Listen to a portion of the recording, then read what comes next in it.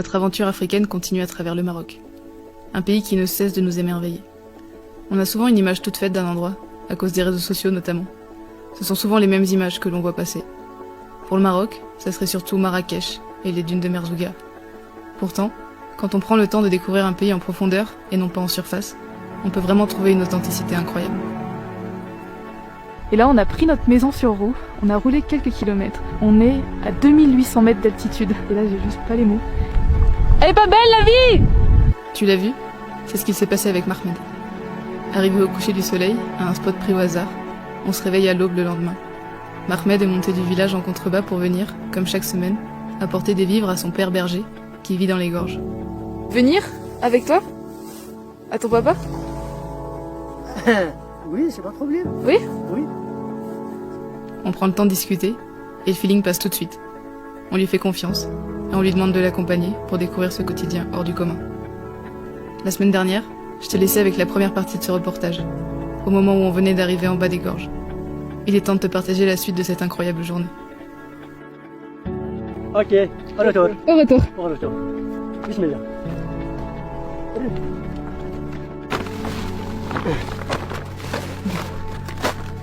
Quand je repense aux conditions dans lesquelles Brahim, le père de Mahmed, vit lorsqu'il est dans les montagnes, je trouve la force mentale incroyable. Pour nous, ça paraît presque impossible de vivre comme ça. Mais pour lui, c'est son quotidien, c'est son envie. Il ne cherche même pas à avoir un petit peu plus de confort. Ce qui l'anime, c'est une vie simple, comme son père et son grand-père avant lui, entouré de son troupeau. Ah oui, je le vois là-bas. Ah oui, il est en bas.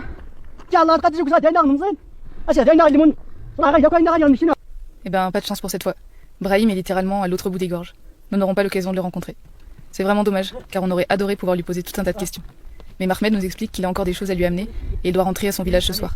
Alors on ne va pas lui prendre plus de temps que ça sur sa journée. Pas le temps de faire demi-tour.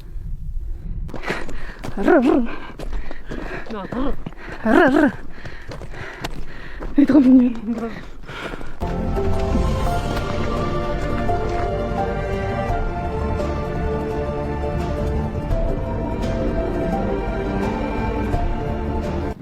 Bon voyage. Merci Merci beaucoup, à toi. c'était super, Merci, c'était merci. génial. Merci. Merci, Bon merci. voyage. Inch'Allah. C'était génial.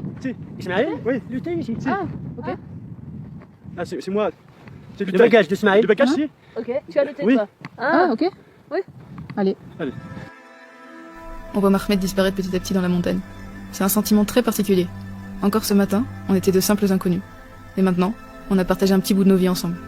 On va garder contact avec Mahmed grâce à WhatsApp. Et on compte bien retourner le voir le jour où on reviendra au Maroc. On dit à peine au revoir à Mahmed qui redescend directement voir son papa pour lui amener les grains pour les animaux. Il va faire plein d'allers-retours, c'est un truc de ouf. Et on est aussitôt invité par Ismaël, son ami, à venir boire le thé un peu plus loin sur la piste. J'en reviens pas de cette journée.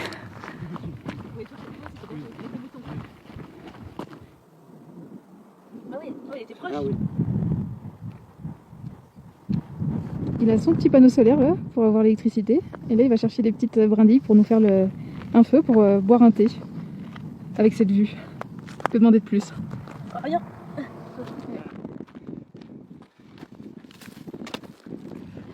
Le pain. Le pain. Ah c'est Merci. gentil. Je peux ouvrir? J'ouvre? Oui. Oui. Si. Ah, faut couper. Ah. C'est du lait coca. C'est ce que j'allais dire.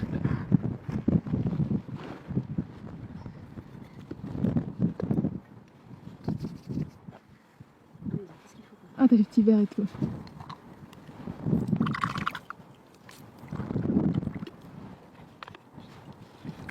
Un Salvador.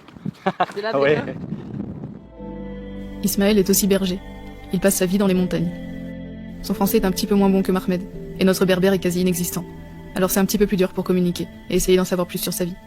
Mais parfois, les moments de vie et les regards sont tout aussi importants que les paroles. On se laisse guider, on a envie de profiter de ce moment privilégié avec lui, face à ces beaux paysages.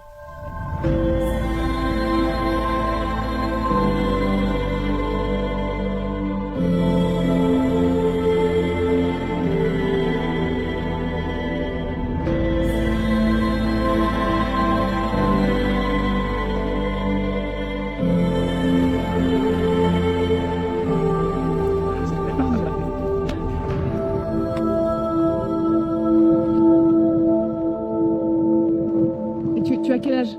La village. Quel âge? 20. 20. 24 ah, 24. Ah, 24. 24 ans. Oui. D'accord. Non. 27. Ah, c'est toi. Oui. Ah, toi. Et moi, c'est lui. Et Olivia, 26. Ah. Nishan.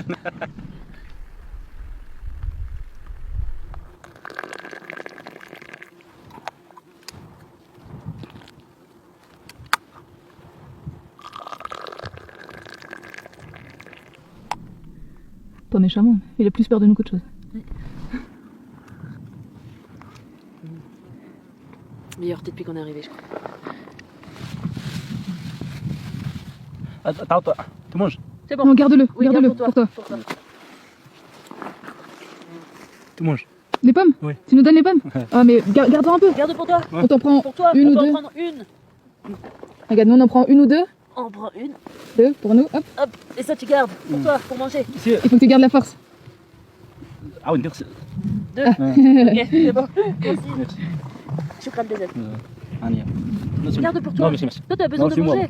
On a à manger, nous. Merci. Tu peux pas dire non. Shukran. Quand les gens qu'on rencontre nous offrent à manger, on se sent un petit peu mal à l'aise au début. Parce qu'on sait que nous, on n'est pas dans le besoin. Et qu'on a la chance d'avoir accès à tout ce qu'il faut facilement. Mais on se rend vite compte que l'hospitalité berbère, elle est simplement comme ça. Le partage et l'échange sont des valeurs qui leur sont chères. En fait, c'est mal poli de refuser ou de proposer de l'argent en échange. Et grâce à ces rencontres, on comprend que ça vient juste du cœur. Et c'est vrai que donner et partager, bah ça fait du bien. Waouh. Ok. Arrivons en haut de la montagne.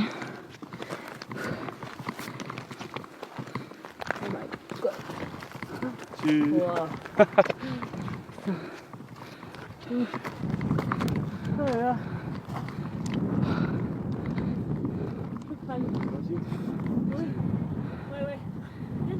Ouais, Ismaël, il voulait absolument nous montrer l'autre côté de la montagne. Et c'est ouf. Pour la 15 millième fois de la journée. Les paysages sont magnifiques. Puis on est seul au monde, quoi.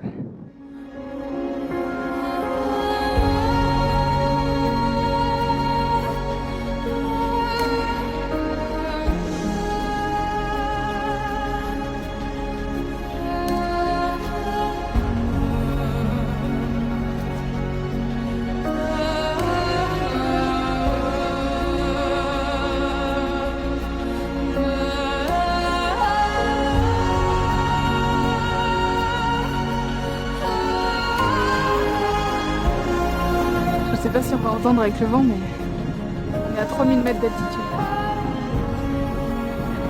Et c'est désertique, c'est ouf. En hiver, il y a 2 mètres de neige.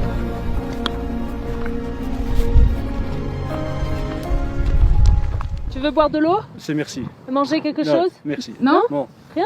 Ciao. Sûr? Merci. Ok. Au revoir. Merci pour Merci. tout. Merci. Allez. C'était génial. C'est super. Inch'Allah. On reviendra. Ah, Inch'Allah. Ouais, C'était un pourra plaisir. t'écrire Ouais. sur WhatsApp. Ah, sur On pourra WhatsApp, t'écrire. Ouais. Et on t'enverra les photos. Le pantalon aussi. Oui. De retour à la maison. Bah non, mais bah on n'a pas, enfin je sais pas, on n'a pas les mots de ce qui s'est passé ce matin. Non. C'est juste. Bah, c'était improbable parce qu'on s'est levé, on est descendu de la tente. J'ai vu quelqu'un au loin, Il faisait un feu. il faisait un feu, donc j'ai dit à Olivia, ah bah il y a quelqu'un. Et puis toujours, enfin quand il y a quelqu'un comme ça alors qu'on est au milieu de nulle part, c'est jamais très rassurant sur le coup quoi. Ouais. Enfin, au début on pensait qu'il voulait nous vendre du pain, donc on s'est dit bon on va aller en prendre quoi dans tous les cas. Donc on va le voir, on lui dit bonjour et en fait il nous donne le pain. Donc on allait pour payer, il a pas voulu qu'on le paye. Il nous dit c'est cadeau, il nous a donné des pommes. Bah, c'est juste que c'était hyper improbable. Disons qu'on est passé de la méfiance habituelle. Ouais, la méfiance ça a pas duré trop longtemps. Non, parce vraiment que- pas longtemps. Mais on l'a au début quand même parce qu'il faut faire attention. On est quand même deux filles seules au milieu de nulle part. Donc on a une once de méfiance au début, mais on ferme pas du tout les portes. Nous on a envie de rencontrer les gens, donc on va discuter. Et justement en discutant, on se rend compte que ben, je sais pas. En fait, on a eu Ça le part feeling, toujours quoi. d'une bonne intention, ouais, et puis c'était le feeling.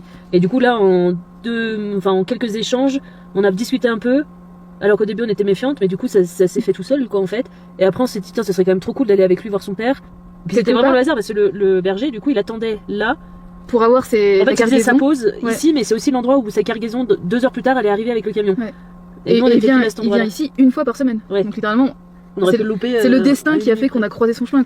Et du coup, en 2 secondes, on a vraiment eu le. Enfin, notre instinct nous a dit il faut y aller, quoi. On l'a senti, on l'a bien senti. Enfin, on a vécu un truc ultra. Mais hors du commun. Unique. Enfin, c'est le genre de moment qu'on vivrait pas forcément si on voyageait sur le court terme, si on voyageait pas avec notre maison, parce que là clairement si on dormait en hôtel on n'aurait jamais dormi ici. Et puis encore une fois si on laissait pas la place à l'imprévu, si on avait tout cadré dans notre voyage, ce qui serait impossible clairement, mais Oui, non. si jamais on avait tout cadré, je sais pas, on serait parti à 8h du mat pour continuer la route. Ouais, vraiment pas prévu. Et c'était. À aucun moment hier soir quand on est arrivé ici on se serait dit qu'on allait vivre ça quoi. Ah bah non. C'est ça qui est beau dans le voyage. Et bah tout ça pour dire qu'on a vécu 15 millions d'émotions et qu'on est très très reconnaissante de vivre ces moments-là.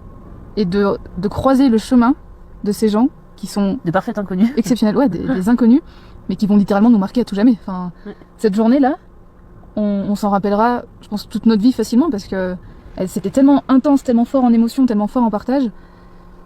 Enfin, Merci ça donne... Pardon. Non, vas-y. J'allais dire ça donne une bonne leçon de vie. Moi j'allais dire merci la vie. Voilà. C'est pareil. J'espère que tu as apprécié cette vidéo. J'ai pris un énorme plaisir à la réaliser et j'espère avoir beaucoup d'autres belles rencontres comme celle avec Mahmed à te partager.